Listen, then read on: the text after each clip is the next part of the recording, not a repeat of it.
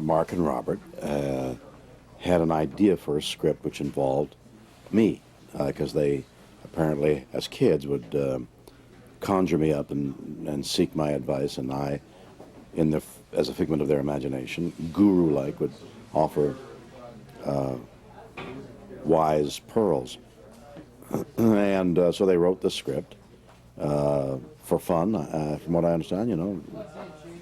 And lo and behold, beyond their expectations, their script sold. So now they had money to make a movie. So then they contacted me through some, lawyers, agents, things, and they said, "Here's a script we'd like you to be in." So I read it, and this guru talks and offers pearls, and the fictional Mark and Robert fawn all over Shatner and discourse on the aspects of his career. To us, Kirk was such a seminal part of our not just our childhood, but our lives in general. I mean, to us, it epitomized everything that a man should be, in the way that people probably in the 60s looked up to John F. Kennedy and said, "This is the guy we want to be, this is who we aspire to." I think that Robert and I both aspired to be, James Kirk in a way. This is sort of our love letter and our homage to the original series, and how much we love it, and how much it meant to us, and how Bill Shatner is just the model for our maledom, and always has been, and always will be. When we first wrote the script, we were naive enough to believe that William Shatner would do this movie because it was so reverential, and that he was the super cool Mac Daddy guy, and how could he turn us down? Well, it was just totally embarrassing. I mean, it was bizarre, and I said, "Thank you very much. I don't want to be in it." And it was quite distressing, because the whole movie hinged on this character of William Shatner. So we were freaking out. We even had a version of the script. We came up with a version of the script where the Star Trek didn't exist. There was no William Shatner. And we had a fictitious show called Solar Quest. Star Trek Solar Quest. And we were going to cast another name actor, like a Malcolm McDowell, to play a fictitious version of William Shatner that these characters would worship. But because we had so many other real pop culture references, we really never wanted to do that. They proceeded to pursue me for a long time. And finally, because I'd heard that they got the money and they were upset, and I know what it's like to look for money for independent production, so I called them.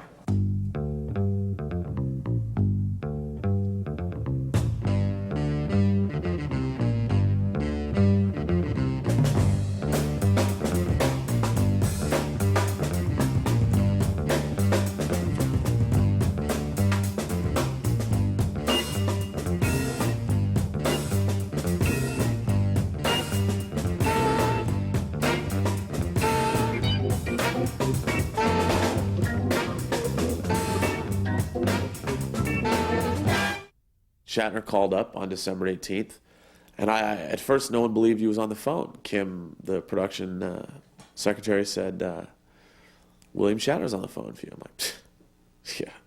Mark was on another telephone call, and Kim said, "Well, you should take the call." So I go in, and I pick up the phone. I'm like, "Hello, this is Robert." The woman says, "Robert Burnett?" And I said, "Yes." She said, "Please hold for Bill Shatner."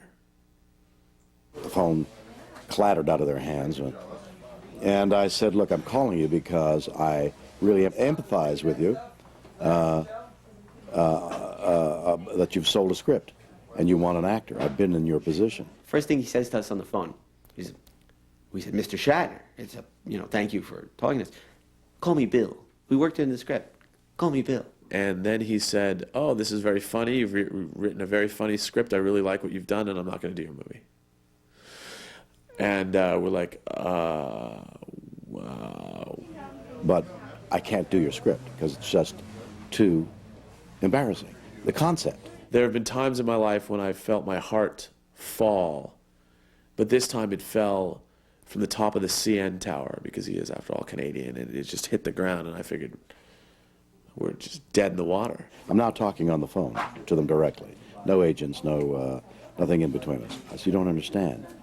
It's embarrassing to me to do what you wrote." He said, I am embarrassed to sign autographs. I know you might find that hard to believe, and you've written a script where you've basically cast me in the role of God. And I find that frankly embarrassing, and I can't do your movie. He was kind enough to give us a little direction in terms of what he would like to see the character of Will Shatner be. If you were to change your script, what if William Shatner was a messed up guy? He wasn't this imaginary godlike figure, but the real guy. And what if he was fucked up? The instructions were, tear me down. I'm a fucked up guy. I'm screwed up. That's what I want to see. And we're like, okay. And he gave us some ideas. What kind of trouble do you have, Mr. Shatner? Women. We're like, okay, that's what we'll do. I didn't want to be in the position of Kim Basinger, so I said, I'm not going to be in your film. Even if you rewrite it, I'm not going to be in your film. And if you should rewrite it where I screw up and everything, I'm still not going to be in your film. But I'll read the rewrite. And at the end of the conversation, okay, you can call me Mr. Shatner now. So Mark and I were like, what do we do? What do we do? We don't know. So we spent the holidays mulling over it and rewriting. We came up with the idea of the Julius Caesar hook. We created a story in which Bill Shatner becomes a real guy. If the first version was the Bogart character in the Woody Allen film played against Sam, then what it ultimately became was sort of the Peter O'Toole character in My Favorite Year, which was two guys who meet their idol and the man they idolize and discover that he's not everything that they suspected or hoped he would be, that he's no longer on the pedestal, but in fact a guy with foibles and problems and ultimately just as human as they are. When the rewrite was finished, I read what I had to do, and I thought, I'm really putting myself out on the line here. I get drunk, I smoke, I fall down, I chase girls. He realized that he could sort of reach another audience that he wouldn't normally reach. I think that he could do something. This is something that doesn't really come along for him. I mean, people want him to play the elder statesman or, you know, the mob boss or something, and now we've cast him really as a kind of a goofy screwball comedy romantic lead. So Robert, Mark, and I met. And we went through every scene that I was in, and I proceeded to suggest things that were Shatner, the character. Ultimately, he does pull off his dream. And he is this great guy, and he's a super cool guy. He gets together with the rappers. He mounts the musical Julius Caesar and triumphs. And he's Kirk.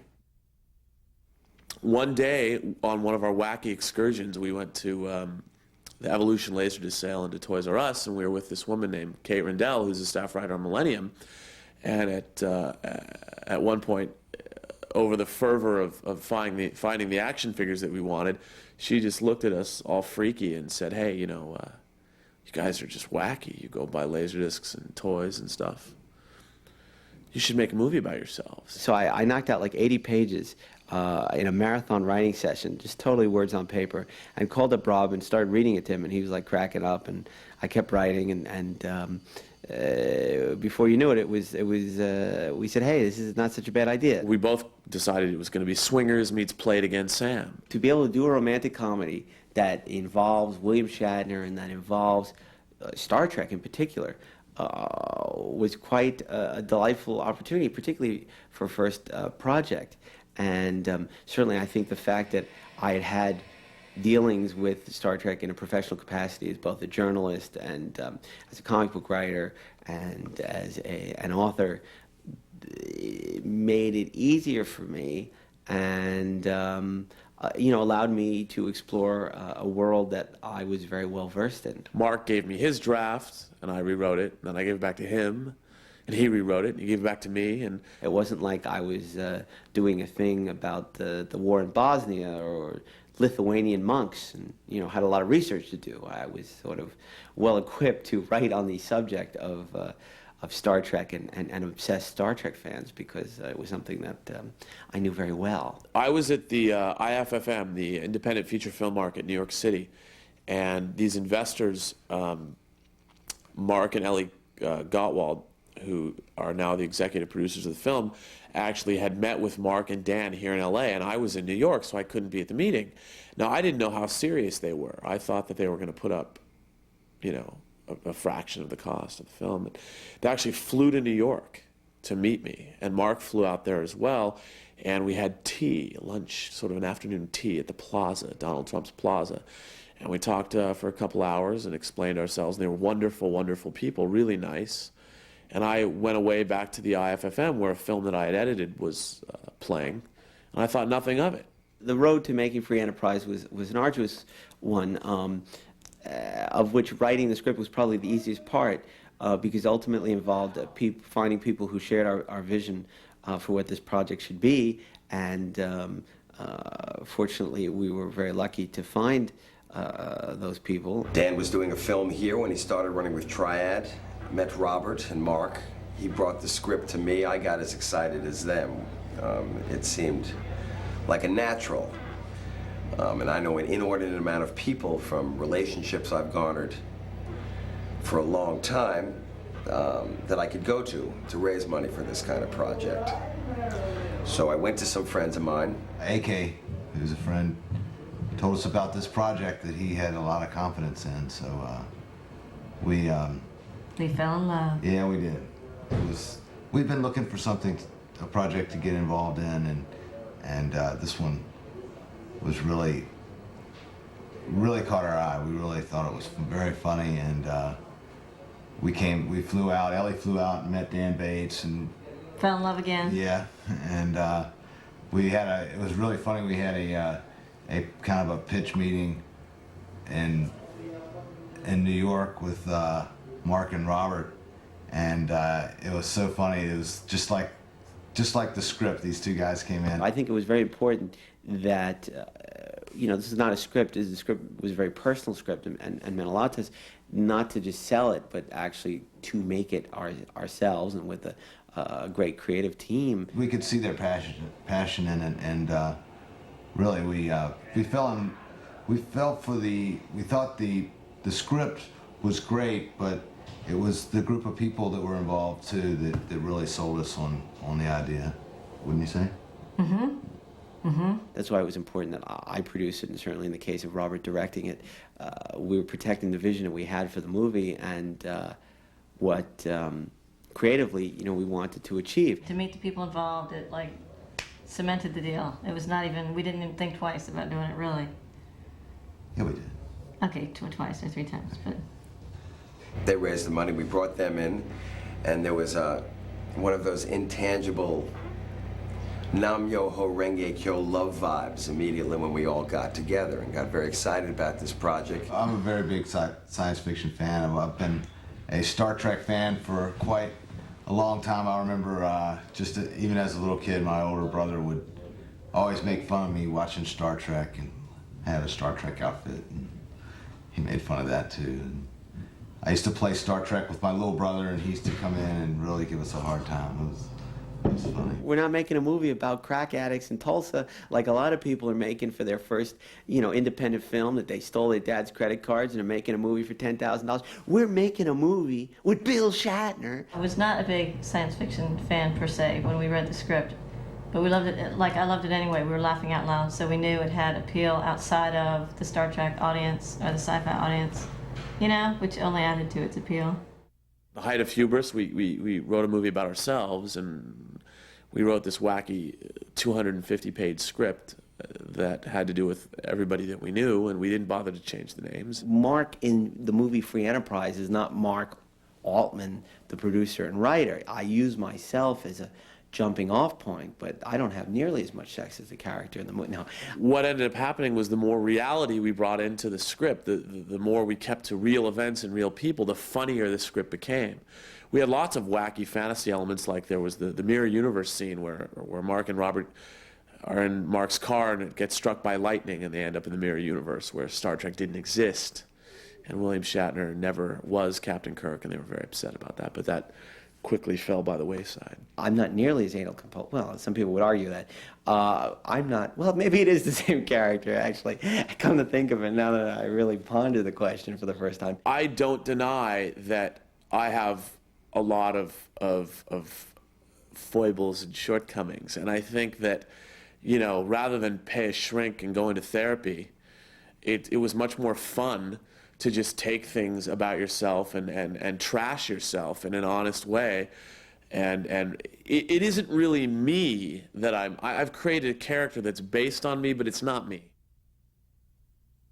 Mark and I always said that one of the things that we love about films is with older movies, like films in the 40s, 30s, 40s, 50s, whatever, even a character that would come on that has one line of dialogue is memorable. And we spent 3 months casting this movie because we wanted the casting to be absolutely right. People wanted us to have names. We were offered names to be in the film.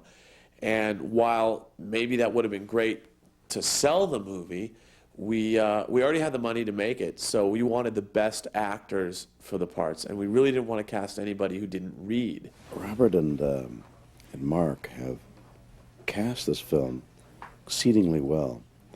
You know, actors will kill for a part, and they've written some wonderful parts for actors. So no matter how popular or how much money a performer might get, if the part is there and they can be reached to get the part to them, which is the other part of the other aspect of this, you can get wonderful actors for no money. Well, I'm stunned. You know, I mean, they say in life you're either a guest or a host, and you, my friend, are a guest of the first order. So I'm a little taken aback. Well, you know what, man? I knew how important this was to you. I figured it was the least that I could do after all the fires you pulled me out of. And besides, all it took was a little ingenuity and a little responsibility. Oh my God, you said it. What about all this food? What, I mean, how did you afford this? You steal my credit card? Okay, everybody, come and get it. Oh. I agreed to produce a commercial for one of his restaurants. Got a free month's rent and all the appetizers you could eat, which should make you very happy. I'm very happy. Thank you, my dear. Rafer Weigel, who plays me, you know, he was the only guy that nailed it. There's this young Hollywood actor guy thing. Everybody wants to be cool and be, ooh, hey, they all want to be these romantic leads. And Rafer came in and wasn't afraid to be honest. He brought an honesty, I think, to the part, and he sort of captured what I would like to think is a childlike sense of wonder that I've really never been able to get rid of. Yes, it's very scary when you're playing somebody who is, you know, a real-life person, let alone the person who's creating the film, who it's about. They have been very giving and just sort of letting us go with our choices and our instincts on what we want to do with these characters and creating our own characters that are inspired from their life as opposed to the actual people themselves. Rafer is playing the Terrell Corporation version of Robert, more Robert than Robert. Out of 103 scenes, I'm in 98 of them, which, being cast on the Friday before we shot on the following Monday, that was a little jarring, and I didn't really have any time to prepare. I mean, it's been, you know, Saturday I read the script, you know, for the first, well, no, actually, yeah, for the first time, and then Sunday worked on a couple of scenes and did the reading Sunday night. For the most part, it's been sort of just showing up, looking at the scene the night before after shooting, you know, 15 hours the day before, kind of looking it over, waking up, memorize the lines, show up, and see who I'm there to act with, and just go, okay, let's go. We met the incomparable Eric McCormack, who plays me better than I do. And as I'm so fond of telling people, it is wonderful to have somebody who is funnier and better looking play you. I had to come clean with these guys and tell them that I don't know anything about Star Trek, and that most of the references were lost on me. So I had to find something that I could connect with. And for me, it was the Planet of the Apes references. There's only a couple, but they said, "Oh yeah." Actually, the first one was I said that my favorite reference was somebody asking me to go for a drink for old time's sake, and I say, "Can't do it, Sally," which is Godfather. But they freaked out. They said, "Nobody gets that. You're the only person that ever got that."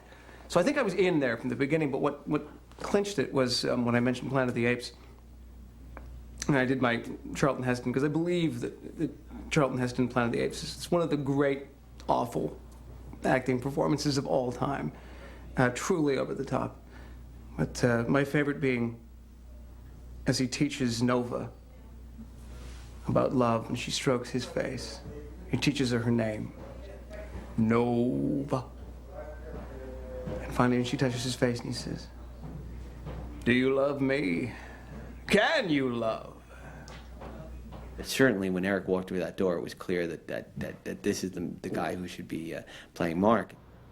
What about Cousin Oliver? Ah, he is the Brady Bunch serial killer. When I read both parts, and Rob and Mark said, "So who do you think? Who do you relate to?" I was definitely Mark. He's fastidious. He's anal. He's particular. He's Jewish, which I'm not, but I in my heart I am. I'm a Jew in a Protestant's body. It's a character examination. I mean, we've seen so much. Marcia, Jan, Cindy, Greg, but Oliver. Who knew him? Do you know him? I don't know him. He's misunderstood. He's the loner. I mean, he could have been the one that shot Kennedy if he'd been a little bit older. He's ripe for examination. And I feel that this film, he's not just going to be a killer. He's going to be a very complex, perplexed man. All the plexes. He is going to be that man. I wish I could have him take my pitch meetings, and I could hire him to like go on my dates and go to bars and pick up women for me. It'd be great, but you know, unfortunately, you know, he won't work for scale. So what am I to do? Growing up, my heroes were not sports heroes or political. They were Woody Allen and Albert Brooks and Bugs Bunny, who, you know, all the voices, of course, behind the Bugs and Porky. Mel Blanc, the great funny Jews, Mel Brooks of our time, and I didn't know what Jewish was. I mean, I'm from the whitest neighborhood in Toronto, so I just assumed that was funny. When I found out that thing was Jewish, I went, oh, that I must be Jewish, and I came out to my parents one day. I didn't know how to break the news. I said, "Mom, Dad, I'm a Jew." There's a thing that they used to talk about in theater school, which is the third eye, which is when you're not really playing, you're outside of yourself watching your own performance. And in this movie, it's actually true. I mean, the first day we're shooting a scene, and over there, near the camera, I can see Mark watching me, taking pictures, fiddling with stuff. And I mean, I had to banish him from the set. It was just a little too distracting. It was beyond the third eye. It was, and I screamed. I said, could the actual Mark get out of my eye line, please? It was like there was a mirror there. So it's odd, but at the same time, it's very cool to be able to walk up and say, "How would you pick up a fork?" You know, the anal little stupid things that, you know, you never get a real chance if you're playing Napoleon to ask. Your imagination is the beginning of every dream. But dreams do need focus. And if you would let me, I could focus those dreams for you. I mean, I might not be able to change you, but because I know how much you love me. I want you to meet me halfway. Claire is very self-assured, but a little bit quirky at the same time. I think everybody is in love with her, Rafer, more than anyone. She's kind of like the goddess geek. You do kissing on a screen. You go into kind of a mode knowing what you're supposed to do, you know, because you have to, in your mind, you're thinking of also how it looks and that sort of, I mean, it varies. It depends on the situation, it depends on the person. Couldn't be easier. He makes it so easy for me. He's wonderful. I have never had it so easy with like a romantic relationship, just like falling into it, clicking in right away, feeling really comfortable. That particular kiss was definitely a little more intense than I had expected. Was fine with it, but every scene that she and I had together, I think, for me, is motivated from, you know, somewhat of an organic place. I really liked the script. I found it very, give me a word.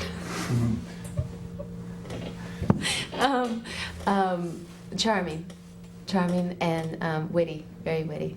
But I didn't know much about the whole genre, the Star Trek and all that kind of stuff, which I still don't. But I thought I was gonna learn a little bit more before starting if I didn't have a chance. But it's not, I don't think it's a problem. Talking about Audie England. The Audie the hottie. Your co-star. Audie the hottie, my co-star. Well, too, when the camera goes on, we click. I mean, it's great. I mean, it's just like all the barriers are down, and it's just dancing in the Garden of Eden. She has issues. Hey, you don't want to say that. I don't want to say that. I don't identify whatsoever with the science fiction. That's one thing that I've never really gotten into or been interested in or really been introduced to. I correlate it with other things in my life. I mean, there are things that I am obsessed with, and so I use that to identify with Claire. The thing about Audie is, I think, I'm not doing scenes with her, and I'm not hanging out as much as this guy is with her. No, But that's not true. it's that she's wow, how do I say it?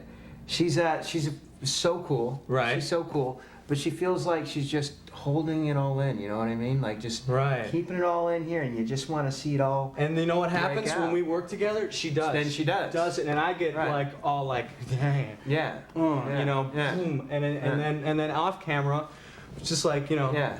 She's all How you doing? It's like when you're around her, what is that? Is that because we're like crushes on her or something? I think it is, man. Patrick Van Horn from Swingers is Sean. He's actually the only actor other than Shatner. When we finished the script, we wanted immediately to have him play Sean, so we went out for him immediately, and thank God he agreed to do it. Sean is based off a real character who I met, who I gotta say I'm better looking and funnier.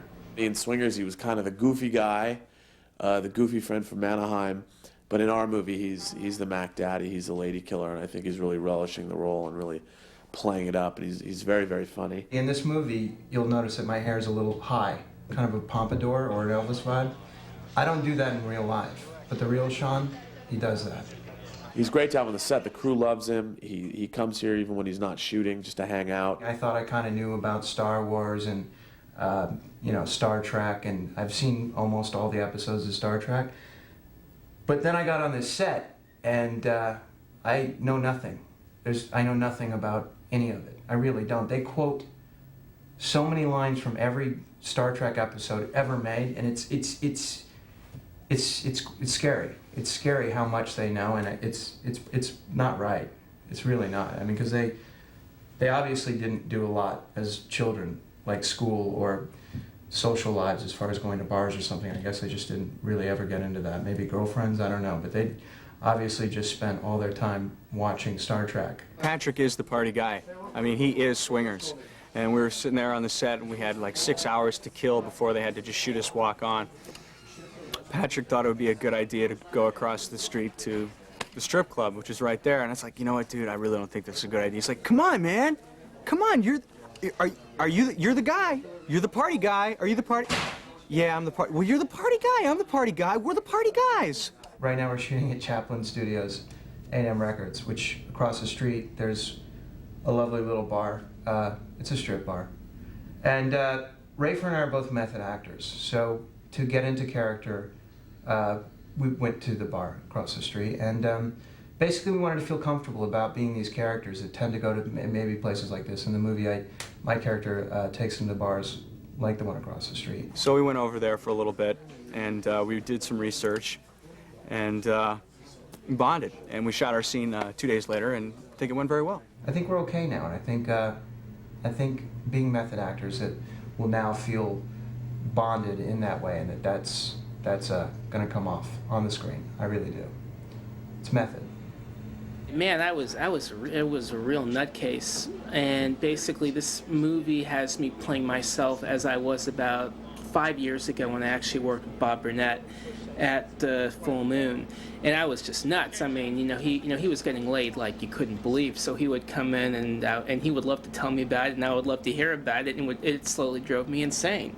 I would just go around screaming about how miserable I was. I needed a date. Help me, help me, help me. So we're going to go to the director right now and see if he approves this look.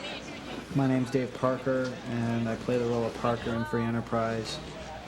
And Robert and Mark were gracious enough to write me a role in the film. And, with two magnetic personalities like that, how can you say no? I mean, they just hound you and hound you and hound you, and it's like, God, guys, you didn't even give me a fucking line in the movie. Marlena? Well, I don't know a whole lot about her. I mean, she's kind of mysterious.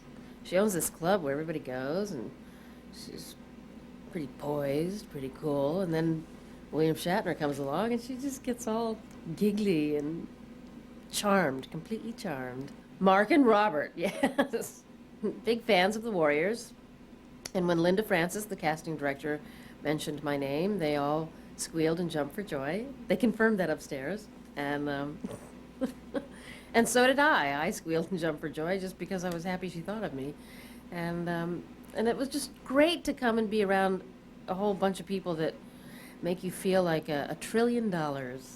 When they started writing this film, they decided to put all their friends in it, since this is a Romana clef based on their lives. And obviously they asked us at Lola's, and we were drunk. And we said yes. We said yes. I loved the script because it had the all-time greatest comic book fantasy ever of meeting a beautiful, gorgeous, intelligent woman buying comic books for herself. And she likes you. Phil Lamar as Eric Wallace is scary. Phil is a scary guy. Not only is he a great actor and an incredible comedian who can do funny stuff at the drop of a hat, but he does the best Eric Wallace he does a better Eric Wallace impression than I do, and I do a good one. Like Robert would, do Eric for me when we first met about the film. It's like, yeah, Eric is so intense, and the veins stand down his neck. It's like, I can see why you're not an actor. That's the worst impression of someone I've ever seen. That's completely unrealistic. No human being is like.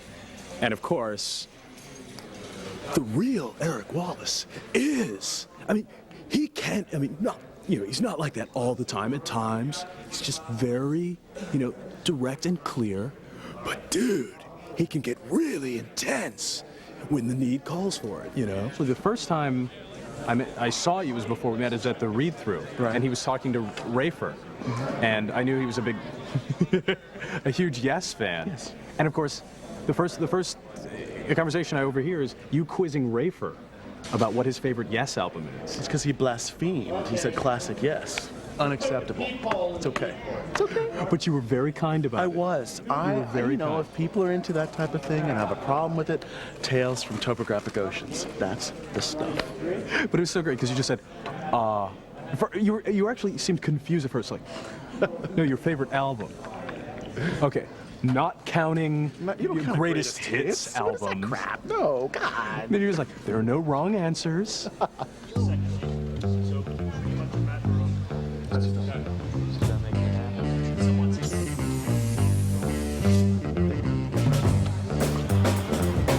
Oh, yes. Oh. Right here. That's easy. Okay, I love it.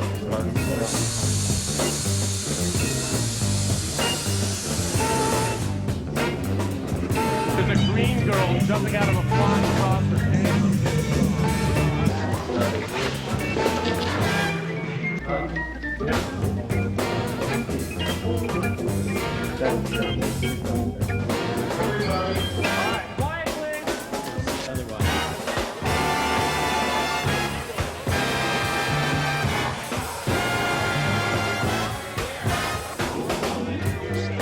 Cut.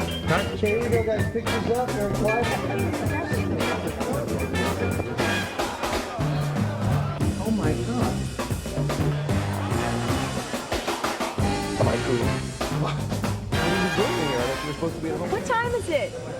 Anybody know what time it is? It's about 4:30. 10 till 4 a.m.? What are we waiting for? Who do we have to fuck to get out of here? This is what I do for a living, pathological lie. I'm a friend of Mark Altman's, and I get out of an institution on occasion, and he lets me talk, and it's really nice. I found out about this production because I was walking by the El Rey, which is near where I live, and this week they had William Shatner's name on the marquee instead of Burt Reynolds, who was on there the week before. That's a guy! Hurry up! And they said, come on down, and I did. I wonder why I live alone here. I wonder why we spend these nights together. Is this the way I'll live my life forever? I wonder why in LA. To live and die in LA. I think that I have an imagination addiction that I've had to feed ever since I was a kid. And you know, the laser discs, the CDs, the action figures, the hardcover books, the comics, it all fed into the obsession. And the obsession was to make feature films someday. I mean, that's the literature of my life. I mean, I read as many books as I see movies, but really the literature of my life has been motion pictures and even television to a certain extent. Most importantly in my life, Star Trek and the original Twilight Zone, which, I mean, I think that's where I got all of my sense of morality, skewed and warped as it may be. I've got two great partners in Dan Bates and Mark Altman, and Mark and I have been intimately involved in the creation of this project, and he is a producer on the film, so as soon as we started rolling film, I was suddenly shooting too much film. We couldn't get this location, we couldn't get that location. But what's interesting is that as a writer, and as much of a fanatical film fan as I am, Mark is the buffer, as Joe Spinell said in Godfather 2, the buffer between the art and commerce, and he's got my back. There are things that go down that I don't even know about, that nobody wants me to know about because it would interrupt the creative process. We were going to originally shoot the climactic party scene at the beach, and because of El Nino and the weather conditions, we were forced to relocate it into a soundstage, which actually worked out very well story-wise because the characters of Schweiger, Parker, and Robert work at full eclipse, and they're already established as being on this soundstage. In a way, I've tried to have a improvisational attitude, feeling here, attempting to take my performance to another, if not level, another way of going. You can get really, if you can prep yourself into knowing exactly what you want to do in a film, because you have to, because there's one, you know, they set up the camera and they're going to take it in 2 or 3 takes, and you have to have your performance in your mind. At the same time, there is an element of spontaneity that film acting should have, and so I'm attempting to go to that level whenever I'm in front of the camera. I know what I want to do, and then I allow myself to go further. For me, working with actors like this has been great, because that's been my primary concern in this film is I don't think it's flashily directed. No one's going to compare me to Ridley Scott or David Fincher or Alex Proyas. As a first-time director, it's fascinating to watch him. You're never sure what he's watching. I mean, he's watching everything. He's trying to be part of all things, because it's... And so sometimes, sometimes I speak Gaelic, and he goes, "That was great. That was so good." I'm thinking, but what? Because anything we do, he's just a support mechanism. He's just happy with all of it. And when he's not sure how to break it to you. So he'll come up and go, "Yeah, that was good." And you know that it was bad. That's about the worst thing he'll ever say is, "Yeah, what's the one the other day, Rafe? Yeah, that was pretty funny." You know, "Oh man, that must have sucked." It was enthusiastic, but with a small e, very low-key enthusiasm, which is akin to death. So you have to ask for another one. I'm a first-time feature director. I mean, I think that I was directing films with my Star Wars action figures when I was 10 years old. I mean, I used to play. I had the figures, and I had like the play sets for them on one side. Then I had the miniatures of the ships on the other side. I had the Captain Kirk, Mr. Spock, and I had the Mego Bridge. But then I had the model Enterprise over here with the basketball as the planet. So, you know, I'd have the approach. And then I have to move over to the bridge and, you know, standard orbit achieved, sir. And then I'd go back to the model and have to do the angle in my eye line, like just on the TV show. So most of the time you get a writer who's also the director, and they get really sort of anal about the words and getting the whole thing right. And Robert's been really, really cool about, you know, we'll go up to him and be like, "Look, you know what, dude, I just don't know if this is, you know, can we just flip this around?" And it's like, yeah. In this movie, Robert's been really great about, he's really cool, because in a lot of independent films, they're married to the script, but Robert's not. He's really cool about letting you change lines here and there, or come in with some different ideas. And he's generally either full of crud, because he's letting me do a lot of them, or he's actually enjoying a lot of my ideas, which is great, you know. You're definitely the captain. No, yeah, but okay, but if he's the captain, then you're Julie. No, I'm not Julie. No, I am Doc all the Julie. way. No, dude, Eric you is do Doc. not have the authority Absolutely to be Doc. No. I mean, despite his proclivity, for getting some sex. Wait a minute, the captain only ever got Julie laid like every exactly, third season. Julie totally got Julie sex. had a lot of sex. Julie was a saying, I don't coke get whore. laid Of course all she the got Oh, sex. no, don't say that. The That's captain just gets mean. laid. The captain got laid, but it was always a very, very special occasion. They usually brought in an It was kind of aging like guest star older, like Charo. dignified sort of a Charo, lady, you know what I I'm mean? sorry, in No, we 1975, never I slept wouldn't with minded Charo. Charo so much. And you're definitely Vicky. I am not Captain Stubing's adopted daughter. Yeah, he's a Okay, gopher. forget it. This conversation is over. I've always said I wanted to be a cross between John Carpenter, David Cronenberg, and Stanley Kubrick all rolled into one. I never thought that my first film would be a romantic screwball comedy autobiography. This whole part of William Shatner that I'm playing is a whole experimental thing. For me, this gig is a whole total experimentation. I've taken advantage of the fact that they wanted me and were willing to change, and I thought the only way to do this is to make me Shatner a screw-up who is trying to learn as well. So I learn from them as they learn from me, and that kind of thing is happening in real life as well. And so this film is a very interesting opportunity for me. This is a test, isn't it? You just want to see if I've got what it takes to be an officer under your command. Stop that. I'm appearing to you in the form of the only authority figure you'd understand. I don't think you'd pay much attention to me if I'd shown up as Truman Capote. Who's Truman Capote? Never mind. Action. What are you doing here? When I worked with Shatner today, I did my scene with him, and my first scene, when I started to do the scene, I was like shaking and I was kind of getting nervous because like I was working with this really big hit guy, and he was really fun to work with. He's very funny, and I think he's great with kids. Most people don't realize this, but Bill Shatner is God. I've never seen a more professional actor. He'll work a 16-hour day and he's cracking jokes and smoking stogies at the end of a 16-hour day. And he's still ready to shoot, and he's good. We work 6-day weeks, and on the 7th day, God rests. Then he comes back the next day, works again. William Shatner, I mean, what do you say to that? It's William Shatner. Bill Shatner has been an absolute dream to work with on this project.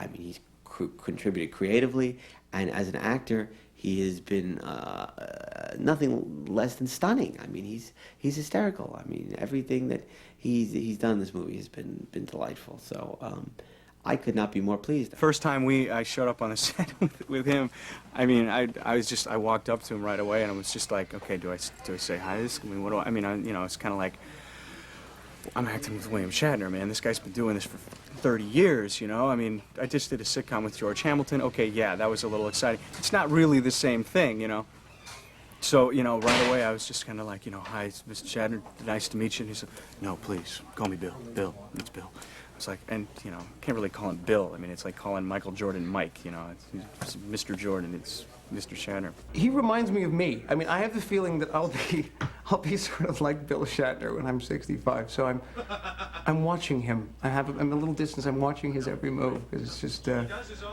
He's a guy that has had his way for a long time and is right about a lot of things. I think you get a little spoiled at that age. I never worked with an actor his age that's been around as long as him that hasn't gotten used to a certain thing. So for him to adjust to this is fascinating for me to watch. I think he's a great sport, and I've been amazed at some of the stuff he's done, particularly the ending of the movie. It would be very easy for someone in his position to be a big pain in the ass, and I think he's absolutely playing ball, which is just great to watch. The first time we meet, he's tripping and crashing and smashing across a room to get to me, and I mean, who's not going to like that?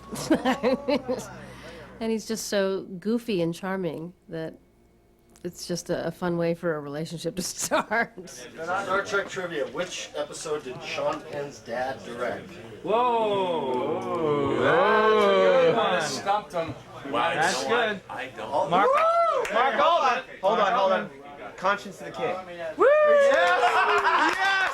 He shoots, he scores. Love this guy. It's weird for me, like I say, because I came into this with no major Star Trek past. I have to play it in a way that others just naturally fall down and wet their pants when it comes in the room. So, but of course I'm a huge Rescue 911 guy, so I have my touchstone. In the movie, these guys sort of have their illusions about him shattered, but in real life, our illusions were never shattered, because from day one the guy was just an absolute joy to work with, to collaborate with. I mean, and this is the guy who fought the Doomsday Machine. This is the guy who fought God and won. I mean, this is the guy who stood behind that really cool plexiglass in Star Trek: The Motion Picture. Jerry Goldsmith, hummed on the piano, and the guy who yelled "Gone!" and sang "Mr. Tambourine Man." Bill Shatner, Bill Shatner. I mean, what? T.J. Hooker? Come on, how long has it been since he's really? Anyway, so I guess this is his big comeback or something. I don't know, but hopefully we'll just get some money out of this, whatever. Probably not even that, and then I can move on to something, and get a real trailer and make some real money, but, whatever, sci-fi, woo. When Shatner said he wanted to be a real character, not a figment of these guys' imaginations, and he wanted to be a guy who was screwed up and had problems, I came up with the idea that he would be hawking a musical version of Titus Andronicus. I mentioned it to a friend of mine, and he said, you know what, that's a very funny idea. But, people don't know Titus Andronicus. It's a very obscure Shakespearean play. He says, you should make him something accessible, like Julius Caesar. And I'm like, Julius Caesar? That makes sense. Because then it opens all kinds of possibilities. Julius Caesar and Brutus, how do you stab yourself in the back? I mean, it's comic gold to be mined there. I was listening to a station playing some rap music when I was driving someplace, and I thought, that's the way to do Friends, Romans, Countrymen, and Julius Caesar. So I suggested a rap version. It was Shatner's idea to make it a rap because he had been listening to rap music. I have Mr. Shatner's album. I have his Lucy in the Sky with Diamonds and Tambourine Man and Rocket Man and other things that he has sing spoken word style. I, in the past, have taken some lyrics and acted some lyrics. I have a couple of records out a long, long time ago, concept albums, where I took literature and had new music written to it, and then took songs of the time that were either that agreed with the philosophy of the piece of literature or were the opposite, and made like a 6-minute cut of those two elements, where the idea being that literature could be music and music could be literature. The lyrics could be poetry. And I've been kidded about it over the years, because what they've done is taken the music cut and just played the music cut, so it sounds kind of idiotic, where I'm acting a song. So in a way, this is something like that this rap music, which I never was terribly fond of it, because I always thought of it as aggressive and punching, and even the attitude of the body is aggressive, and it's kind of shocking. But the people to whom the music is attractive, who have the anger and have the rhythm and have that impulse, and the music speaks for them. And I was trying to understand that music. I thought that Shakespeare, who is universal and eternal, could fit into that rap paradigm. Shatner wanted to take the closing speech by Mark Antony and put it to rap music, and then Rated came up with the No Tears for Caesar riff, and I contributed some aspects to that. I got involved with this movie through my record company named Triad. Shout out to Triad for looking out for Rated. You know what I'm saying? Everybody need that break in their life. That's what gave me my break. And Boss Playing, we've been struggling. Tupac, rest in peace. That's how I got my stardom.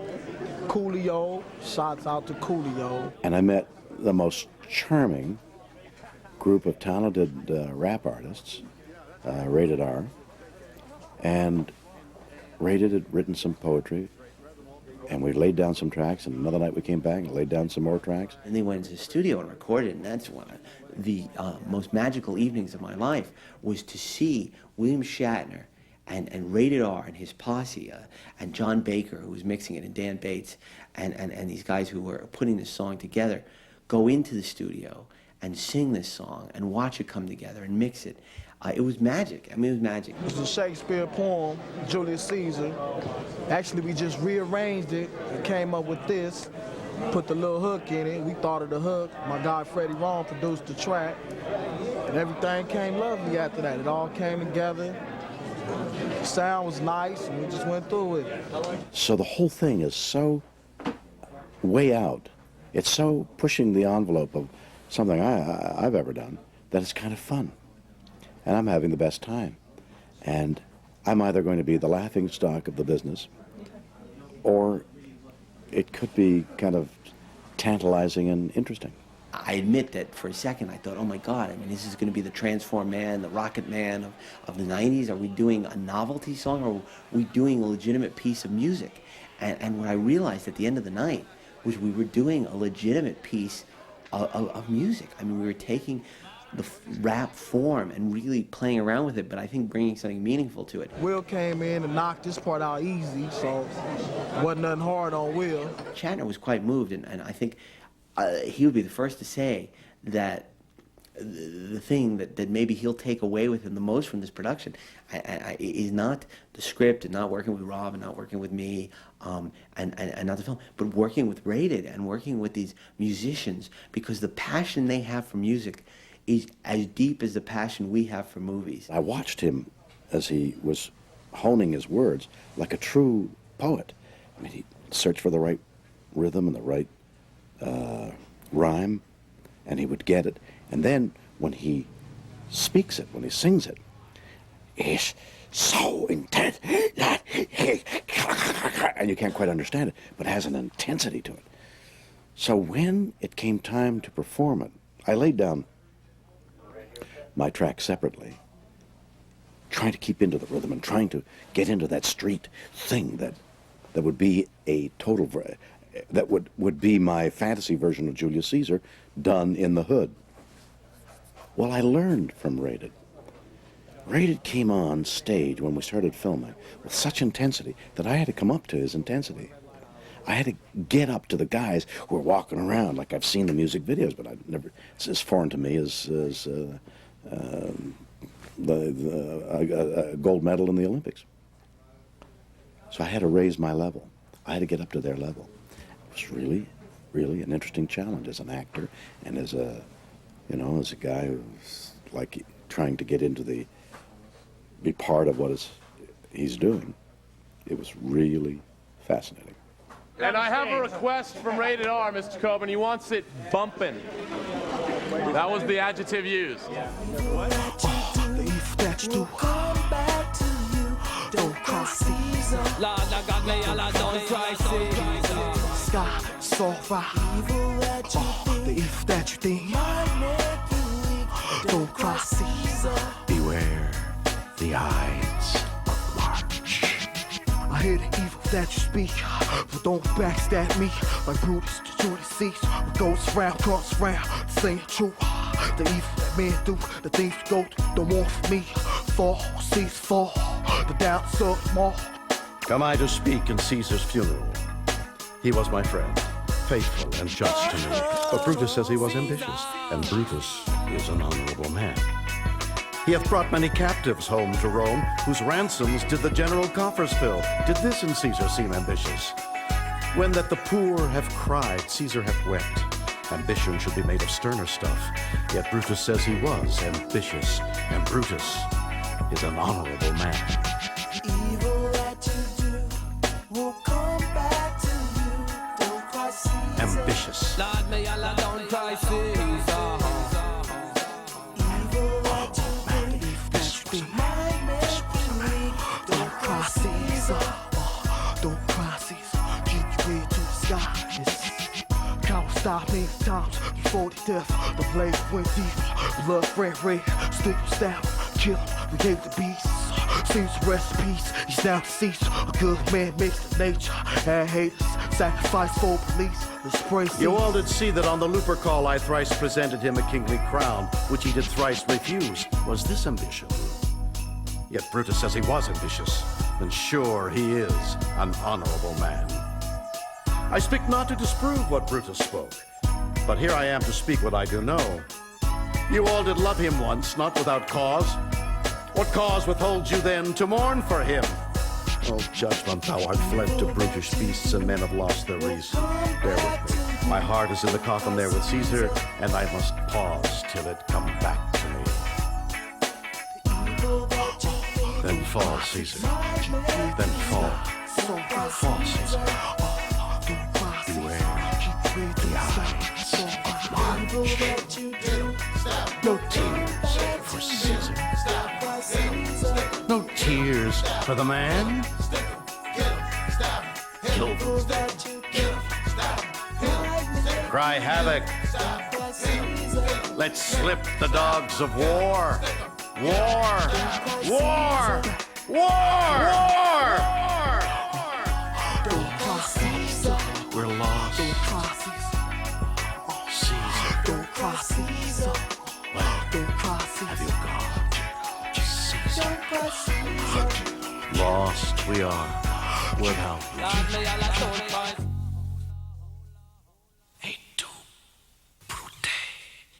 To be able to do this movie, I mean, I wouldn't say we're doing what Quentin Tarantino did for John Travolta, because this is really different in that sense. But we are showing the world a different side of William Shatner, and certainly how important he was to us. And I think this probably reflects the way a lot of people feel about William Shatner. I learned about leadership from him. I mean, Rob would certainly say he learned about seduction from him. You know, a lot of qualities that you appreciate, virile qualities that as a heterosexual male you aspire to be. I mean, Shatner's it, man. He's the template. He is the template for the cool heterosexual male. You know, so I mean, you know, what can I say? I mean, he may not be Harvey Firestein's idol, but he certainly was our idol. I hallucinate because I haven't slept enough. I keep seeing Gene Roddenberry's ghost appearing before me and discussing what I'm doing wrong, and Rod Serling shows up behind him, and he keeps me going, and Isaac Asimov is back there somewhere combing his hair. They're all there watching over this project, I think. I'd like to think so. I hope they like it. The sequel will be they get Patrick Stewart and learn something from him. Just want to say, man, everybody, love yourself, be patient, hard work pay off. Don't cry, seize up. Free enterprise.